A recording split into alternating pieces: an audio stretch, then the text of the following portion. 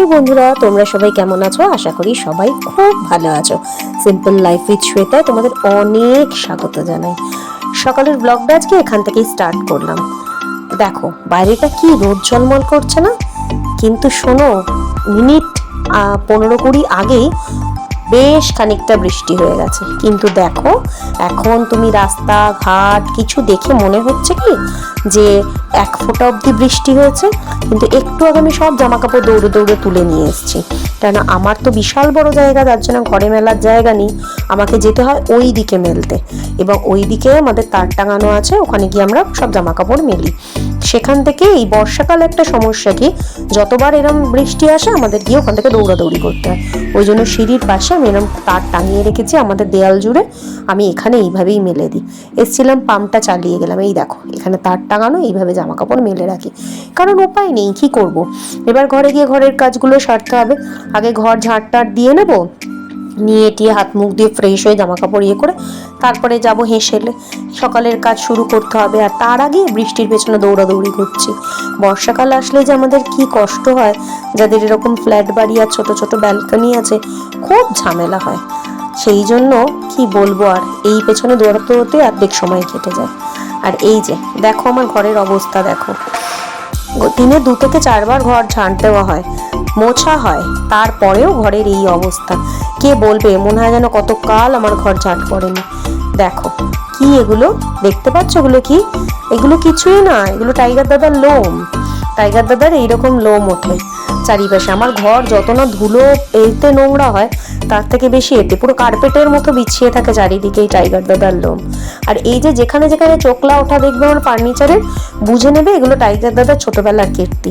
ছোটবেলায় যখন আমাদের বাচ্চারা ছোট থাকে, তাদের যেমন দাঁত শিরশির করে তাদের চুষি কাঠি দিয়ে দেয় চিবু, ওই রকম টাইগার দাদা এই ফার্নিচারগুলো চিবিয়েছে, দেয়াল চিবিয়েছে, দেয়াল থেকে মাটি খসিয়েছে, তার নখ সুরসুর করছিল আঁচড় দিয়ে দিয়ে। দেখবে আমার দেয়ালে যেখানে যেখানে মাটি খসে, সব টাইগার দাদার কীর্তি। তা শুধু নয়, তোমাদের যাদের বাড়িতেই এইরকম ছোট ছোট লোমশ বাচ্চাগুলো আছে, তাদেরই বাড়ির এই অবস্থা। যাই হোক, চলো হেসেলে চলে এসেছি কাজকর্ম মিটিয়ে। আজকে রান্না করবো একটু চিকেন। সকালবেলা চন্দনকে বললাম একটুখানি চিকেন এনে দাও। চন্দন আবার খুব একটা চিকেনের ঝোল টোল খেতে ভালোবাসেন, একটু তন্দুরি হলে বা অন্য কিছু পকোড়া টকোড়া করলে একটু ভালোবাসে, কিন্তু এইসব খেতে চন্দন ভালোবাসে না। তো ওই জন্য আমি আমাদের মতো করবো, আর ওদের মা বেটার জন্য 2 পিস মাছ রান্না করে দেবো, ওরা মায়ে ছায়ে খাবে। এই যে চিকেনটাকে এখন ম্যারিনেট করে কিছুক্ষণের জন্য রেখে দেবো, দিয়ে আমার ঘরের আরও কিছু কাজ আছে সেইগুলো সেরে নেবো। একটু মোছামুছির ব্যাপার আছে, ওইগুলো সব কমপ্লিট করে নেবো। তো এই যে নুন প্রথমে দিয়েই দিয়েছি, একটুখানি জিরে পাউডার দিয়ে দিচ্ছি।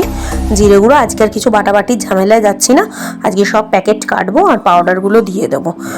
এই যে ধনে গুঁড়ো দিয়ে দিচ্ছি, এর মধ্যে একটু হলুদ, লঙ্কার গুঁড়ো, আর ওই যে বেটে রেখেছি রসুন আর লঙ্কা আর একটা টমেটো, ওটাই দিয়ে দেবো, আর আদা।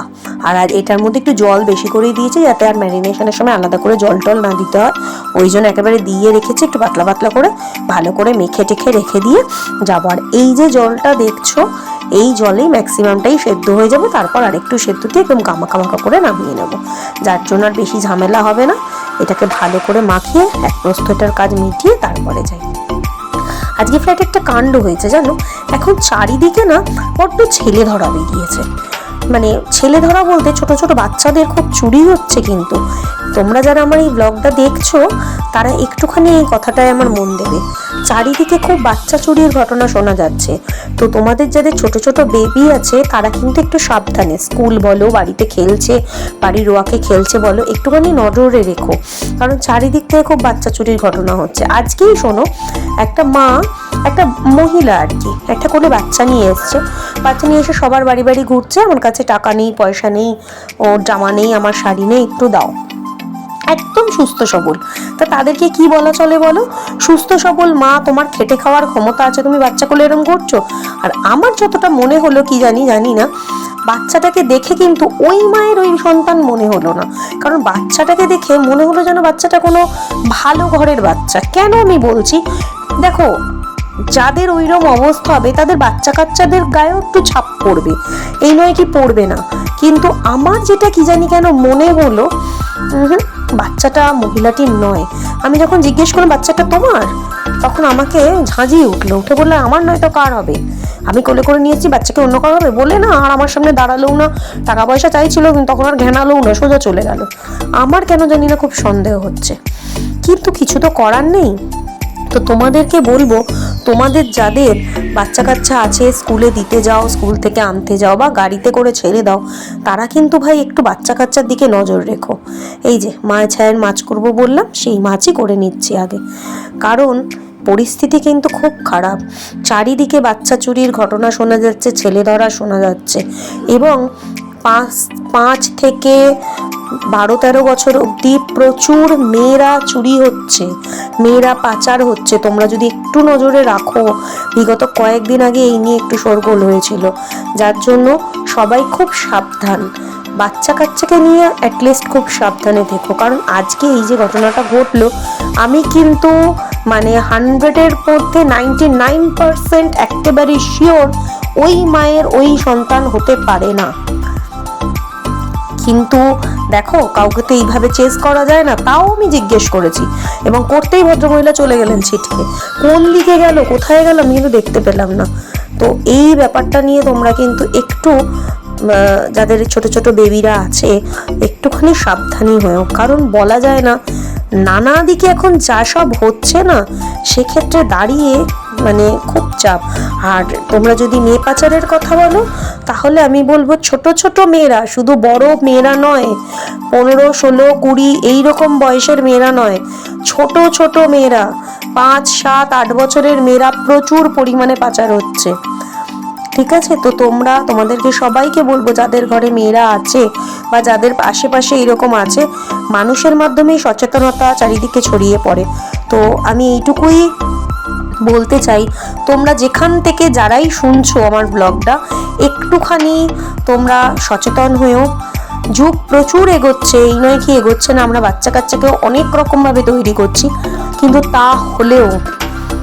তা হলেও আমাদের কলকাতা শহরতলি শুধু না, মফস্বল এরিয়া, বর্ধমান, পুরুলিয়া, নানান রকম মফস্বল এরিয়া থেকে প্রচুর পরিমাণে বাচ্চা কিন্তু চুরি হচ্ছে। ঠিক আছে? এবং তার মধ্যে মেয়েদের পরিমাণ কিন্তু খুব বেশি, যার জন্য তোমরা যারা আমার এই ব্লগটা দেখছো, প্লিজ একটুখানি এই বিষয়ে একটুখানি নজর রেখো, এবং পারলে একটুখানি সবার মাঝখানে ছড়িয়ে দিও। সে তোমাদের ব্লগের মাধ্যমেই হোক, আমার ব্লগটার মাধ্যমেই হোক, একটু ছড়িয়ে দিও, যাতে করে কিনা এটা সবার কাছে ছড়িয়ে পড়ে। তো তোমাদের সাথে গল্প করতে করতে আমার মাংসটা প্রায় রান্না হয়েই এলো, তোমরা দেখতেই পেলে। মাংসটা কষতে শুরু করে দিয়েছি এবং মোটামুটি অনেকটাই কষা হয়ে গেছে। না গো, সত্যি কথা বলতে আজকে কাজ করতে করতে না আমার মনটা একটু চঞ্চল হয়ে গেল বাচ্চাটাকে দেখে। কারণ মানে কি তোমাদের বোঝাতেই আমি হয়তো পারছি না যে মার সাথে বাচ্চাটার কোনো রকম মিল নেই। এবার তোমরা বলবে, বাবা ও যে ক্লাস থেকে বিলং করছে, মানে ওকে দেখে যে ক্লাসের মনে হচ্ছে, বাচ্চাটা তার হাজবেন্ডও নিশ্চয়ই সেই ক্লাসেরই হবে, সেই লেভেলেরই হবে। হাজবেন্ড আদৌ আছে কি না ভদ্রমহিলার, আমার তো খুব চিন্তা, মানে খুব সন্দেহ আছে কিনা।